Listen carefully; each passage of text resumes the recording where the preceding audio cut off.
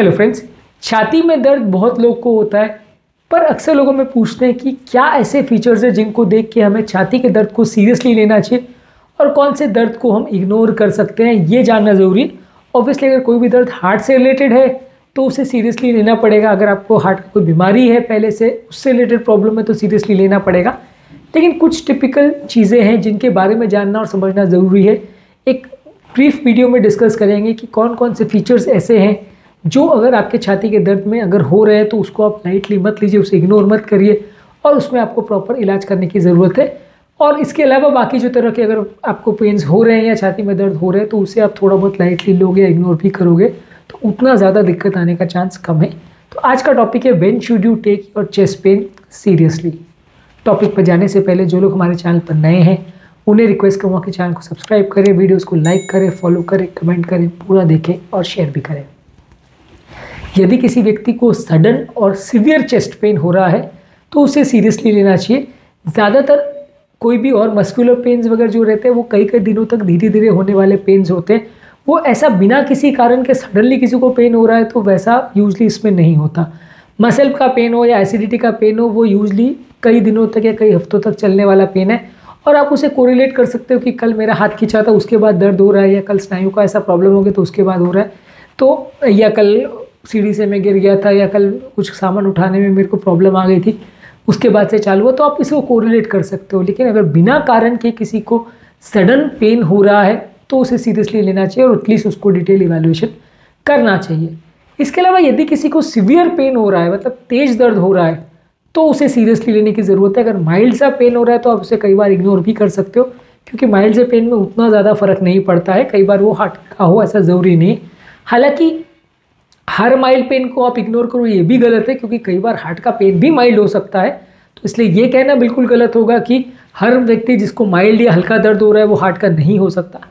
पर हाँ, कंपेरेटिवली उसके हार्ट अटैक होने के चांसेस या कार्डियोवैस्कुलर प्रॉब्लम होने के चांसेस थोड़े कम है। तो यदि आपको तेज़ दर्द हो रहा है तो उसे आप लाइटली मत लीजिए, क्योंकि मान लीजिए वो हार्ट का नहीं भी है लेकिन कोई और भी अगर कारण से सीवियर पेन हो रहा है तो उसमें खतरा होने का चांस ज़्यादा है। पेन बेसिकली एक मैकेनिज्म है जिसके द्वारा एक शरीर का अंग या एक पोर्शन ब्रेन को बताता है कि वहाँ पे प्रॉब्लम है, और जितना ज़्यादा पेन हो उतना ज़्यादा प्रॉब्लम होने का अंदेशा होता है। मान लीजिए अगर किसी को कोई जगह पे माइल्ड पेन हो रहा है तो मतलब बॉडी मान के चल रही है कि ये पेन उतना सीरियस नहीं है, उतना प्रॉब्लम नहीं है। वहीं अगर सीवियर पेन हो रहा है तो उसका मतलब वो एरिया का रिसेप्टर ये मान के चल रहा है कि यहाँ पे प्रॉब्लम ज़्यादा है और ब्रेन को जल्दी और सडन मैसेज जाना चाहिए कि यहाँ पे प्रॉब्लम है, तो इसलिए ब्रेन को ज़्यादा स्टिमुलस भेजा जा रहा है जिससे सीवियर पेन हो रहा है। तो इस तरह से बॉडी का एक मैकेनिज्म है ग्रेडिंग करने का कि अगर माइल्ड पेन है तो वो सीरियसनेस उसकी शायद कम होगी, सीवियर पेन है तो ज़्यादा होगी। हालांकि हर केस में पूरी तरह सही हो ऐसा ज़रूरी नहीं है, लेकिन फिर भी आप इस तरह से मान सकते हो कि अगर सडन पेन है, सीवियर पेन है तो उसको इवैल्यूएट करने की ज़रूरत है। इसके अलावा यदि आपका छाती का दर्द बाईं तरफ हो रहा है और साथ में बाएं हाथ की तरफ जा रहा है, जबड़े की तरफ जा रहा है, पीठ की तरफ जा रहा है, यदि इस तरह का दर्द हो रहा है तो ये हार्ट से रिलेटेड होने का चांस ज़्यादा है, हार्ट का प्रॉब्लम होने का चांस ज़्यादा है। वैसे पेन हार्ट अटैक में होने का चांस ज़्यादा है, इसलिए उसको लाइटली नहीं लेना चाहिए। वहीं यदि कोई पेन राइट साइड की तरफ ही हो रहा है, सिर्फ राइट शोल्डर में हो रहा है, पीठ की तरफ ही हो रहा है, मसल्स में ही ज़्यादातर हो रहा है, सुपरफिशियल पेन है, लेफ्ट तरफ बिल्कुल नहीं जा रहा, तो उसके हार्ट के होने का चांस कम है, ज़ीरो नहीं है, कम है। कंपेरेटिवली इस तरह के पेन में हार्ट की प्रॉब्लम निकलने का चांस उतना ज़्यादा नहीं है। पर हाँ, इस तरह के हमने काफ़ी पेशेंट देखे हैं जिसमें सिर्फ राइट साइड का पेन हो या हार्ट लेफ्ट में ना जाए पेन, ऐसा भी हो सकता है। पर कंपेरेटिवली आप उसको तरजीह अगर लेफ़्ट साइड का पेन है और लेफ्ट हैंड में जा रहा है तो ज़्यादा देना चाहिए।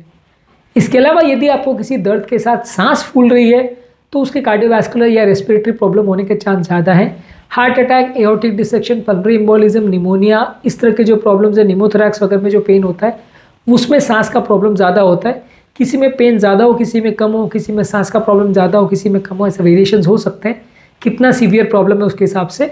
लेकिन अगर किसी व्यक्ति को सांस का प्रॉब्लम और दर्द साथ में हो रहा है, खासकर अगर माइल्ड सा नहीं अगर ज़्यादा हो रहा है, तो उसे सीरियसली लेना चाहिए और उसको ध्यानपूर्वक देखना चाहिए। यदि किसी व्यक्ति को दर्द के साथ पसीना अगर आ रहा है तो वैसे केस में भी आपको ध्यान देने की ज़रूरत है। पसीना आने का ये मतलब नहीं है कि माथे पे 2 बूंद पसीना आ गया तो वो हार्ट अटैक हो गया। पसीना आने का से यहाँ पर हमारा मतलब ये है कि आपको बहुत ज़्यादा पसीना आ रहा है बिना किसी कारण के और कपड़े भीग जा रहे हैं, इतना पसीना आ रहा है, तो फिर उसको सीरियसली लेने की ज़रूरत है। ऐसा हो सकता है कि वो फिर भी हार्ट का ना निकले, पर चांसेस हार्ट की प्रॉब्लम के होने के बढ़ जाते हैं कि वो प्रॉब्लम कुछ सीरियस है, इसके होने के चांसेस बढ़ जाते हैं यदि आपको सीवियर पेन हो रहा है और साथ में बहुत ज़्यादा पसीना आ रहा है। यदि किसी को उसके साथ उल्टी जैसा हो रहा है या उल्टी लग रही है तो भी उसके चांसेस हो सकते हैं कि वो हार्ट रिलेटेड हो। अगर आपको दर्द के साथ अगर बहुत ज़्यादा वॉमिटिंग का सेंसेशन हो रहा है तो भी उस पेन को आपको लाइटली नहीं लेना चाहिए, उसमें प्रॉब्लम्स होने का चांस ज़्यादा है। जब बॉडी बहुत ज़्यादा बेचैन होती है तो इस तरह से कई बार नौजिया का सेंसेशन होने लगता है, तो ये एक माइनर प्रॉब्लम ना माने इसको और थोड़ा सीरियसली ले तो ज़्यादा अच्छा है।